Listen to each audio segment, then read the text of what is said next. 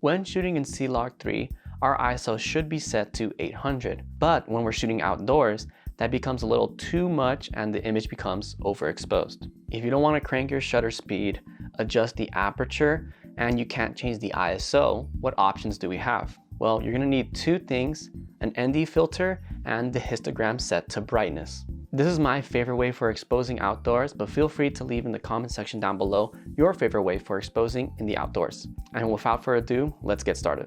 If you're unfamiliar with the histogram, let me do a quick rundown for you here. A histogram is a visual representation of the brightness values in your image. On the horizontal x-axis, we have the brightness values from darkest to brightest. And on the y vertical axis, you have the number of pixels that fall within those values. So if you have a bunch of pixels on the right side of the histogram, you know that a lot of the pixels are really bright. Whereas if you have a lot of the pixels on the left side of the graph, you know that a lot of the pixels are really dark. You want to aim for most of them to be in the middle, but what I really think matters the most is protecting the highlights. When shooting with C-Log 3, you want to take full advantage of its ability to retain highlights. Because of that, I try to make sure that I don't clip any of my highlights. Of course, if you're shooting towards the sun or another really bright light source, you're not going to have an option for that, but otherwise you should be fine.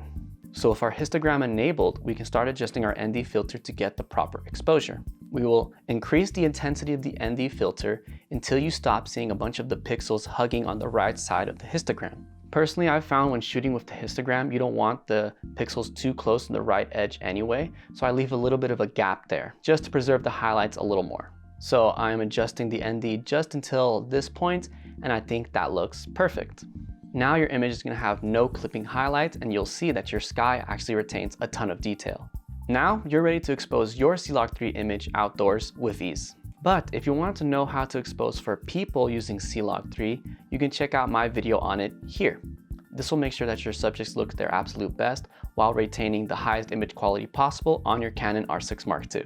Thank you so much for watching all the way until the end. If you have any questions or thoughts, leave them in the comment section down below and I'll be sure to answer them. I hope you all have a wonderful day and I'll see you in the next video. Ciao!